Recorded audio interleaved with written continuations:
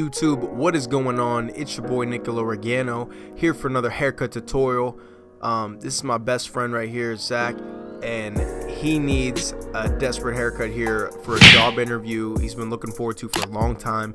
He's interviewing out in Las Vegas. He's going to be a perfusionist in a hospital, so I had to hook him up for a haircut here. So we're going to spark it off, split him down the middle for the top. When I'm doing haircuts like this, I like to start with the top, sets up the foundation for the rest of the haircut so I know what I'm fading into. And all I'm doing right now is block graduation. I'm just taking small sections one at a time, as you saw me do there. And then I'm bringing it up 90 degrees from the head, bringing it straight up, and that way I can kind of get a better look at everything. And I'm taking it one section at a time. You know, take your time with it. It doesn't have to be perfect, you know, for the first cut on the top. You could always go back after the fade is done or just later. Make sure you cross-check though. You cut one way, you cut horizontally, you got to cut it vertically and vice versa. So I'm just going through here and just taking some vertical sections. Pretty much just going through, man. He didn't want too much off either. He wants still enough to flow it, but I told him I was gonna add some good texture in there for him, so you know he could kind of get that messy look, you know, kind of have some movement in there. It's a more popular look nowadays, and I think it would really fit him and really be good in the business world, or just for a job interview.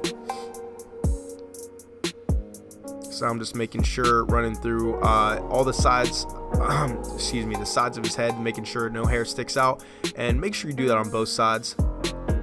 What you do one side, you'll do to the other. And yes, you'll see me just point cutting there. Now I'm doing a slicing technique. Again, sorry for the bad angle here, but this is a great way to add texture. Make sure you do it when you're doing the slicing technique. Make sure you wet your client's hair. So what I'm doing is I'm slowly notching the shears. I'm not fully closing them. I'm slowly closing them and just kind of working through the hair, almost like in a V, kind of like a V point direction, if that makes sense. So now I'm going to go back through, point cut some more, and yes, it is sped up. Safe way to eye point cut. I put, you can't really tell here, but I put the still blade along my finger, so I know that I'm not going to go further to cut myself, if that makes sense. I could do a whole nother video just on point cutting. If you want to know that, or if you want to see that, let me know in the comments. So now I'm just going to kind of blow dry it into the form of how he's going to wear it. And now I'm coming through and I'm doing the chop suey technique right here. Great way to add texture. These are the one and only shear that you could do this with. This is a Torii Hanzo. I believe they call it the V7 Texturizer. A little expensive, definitely worth the money.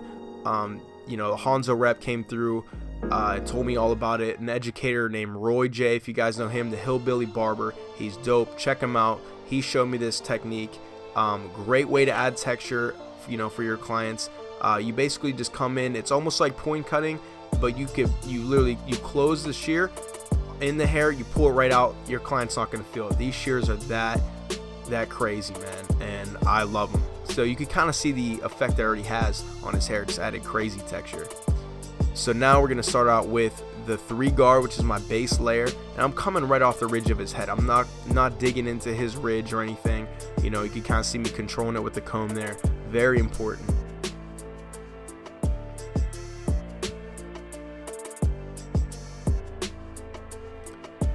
Now just do some clipper over comb on the ridge here, and you'll notice my comb is at a 45-degree angle, pointed towards me, so I'm not flat on his head. I'm not taking that much length. That's very important, especially for beginners, but I always go back through and kind of redefine it.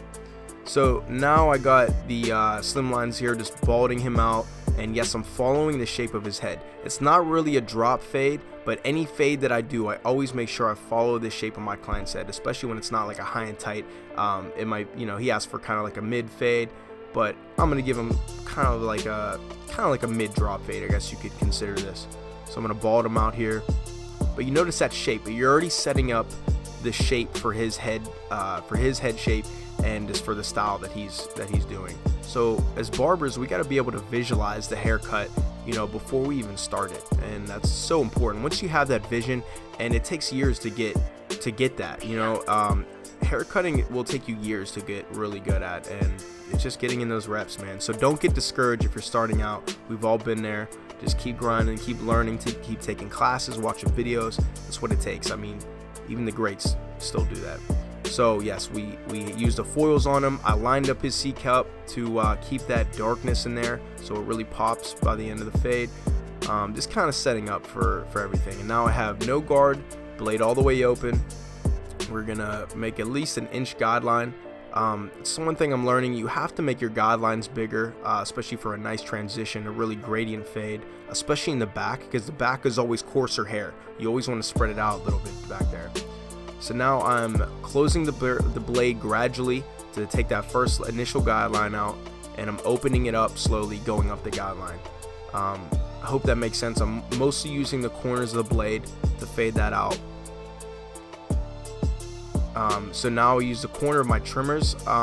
With certain types of hair, it's always better to go through with trimmers because it'll take that line out. Didn't really need to on him, but I always kind of get in the habit of it. It will definitely bring that bald line right out of there. So I'll do the same thing on the other side. And the way I've been fading now, especially for these drop fades or just lower fades, is one side of the head, the other side, finish in the back. You can control the shape of the back so much better.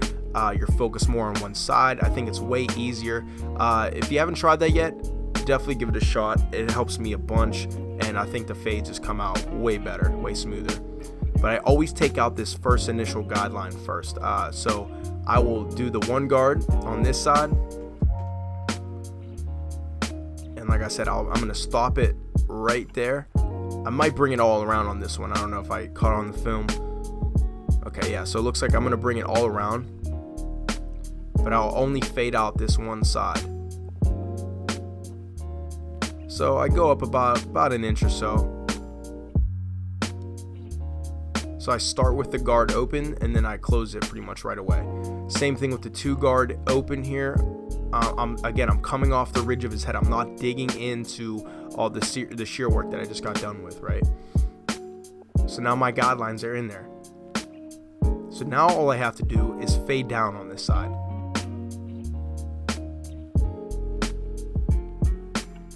So you'll see here, my next guard that will fade right into that two guard is the 1.5 open, okay? And I'm gonna gradually close that coming down the guideline. So the 1.5 blends right into that 2 closed because I closed it, and I'm using the corners of the blade. I'm really not trying to raise the fade at all. I'm really focused on that line, but I'm still flicking past that line, if that makes sense. So now I jump down to the 1 guard open because that will fade right into that 1.5. So, you know, you start open, you close, open, close. You know, you can see the system there. That's basically how it is. So this is kind of a mix of fading up and down. So now I have the half guard all the way open. I'm using the corners of those blades. And when I say that, I'm not using the full blade on the head. I know it looks like it, but I'm really not. I'm focused on that one area. And again, I'm flicking the blade past the guideline. You know, that's definitely a beginner mistake, is a lot of people are afraid to go too far past that guideline to raise that fade. Don't be afraid to flick at it. You know, flick past that guideline. It will help you take it out. You know, you're not going to raise it. If you do, you can just go back and, you know, go back to your guards, your system, and just, you know, fade it out again. It's going to take trial and error, but yeah, I promise you'll get there. So I must have saw something. I jumped back to the 1.5 here real quick, and then back to the 1. So I'm just kind of making sure we're all set up here.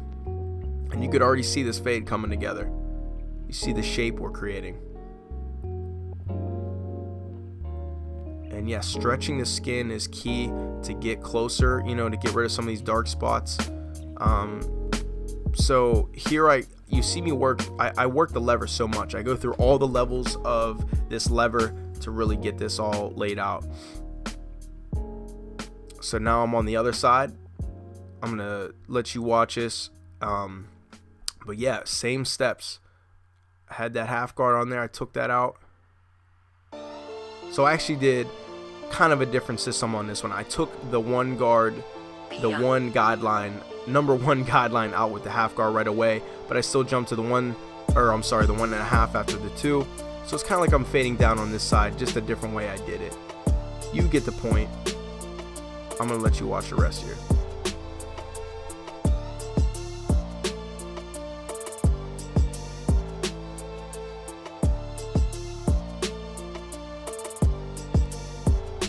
And again, we're going to finish in the back.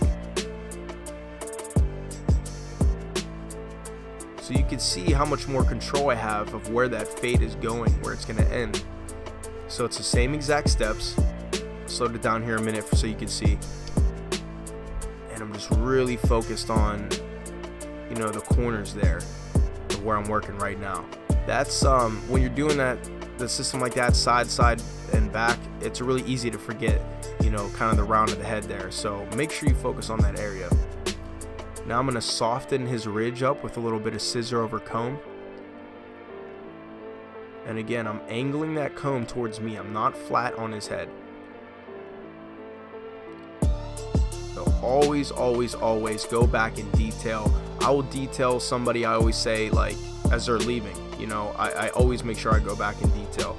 That makes the whole haircut. So that's what I'm doing now. I see any dark spots, after I line them up here, I'm going back, I'm checking my mirrors, you know, even if I take a picture, you know, I'm looking at it from all different angles, different lighting.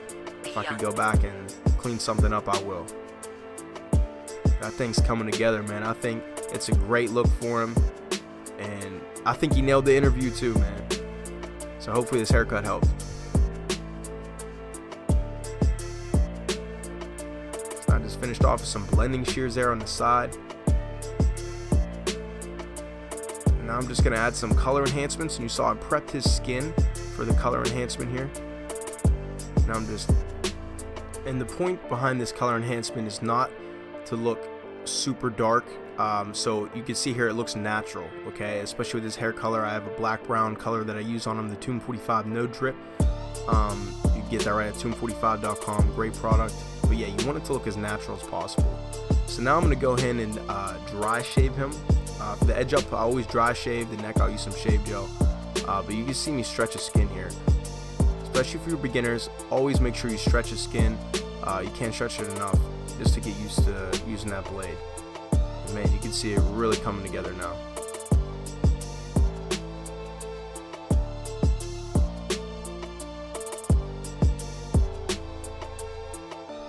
So now I'm going to finish him off, throw some product in there.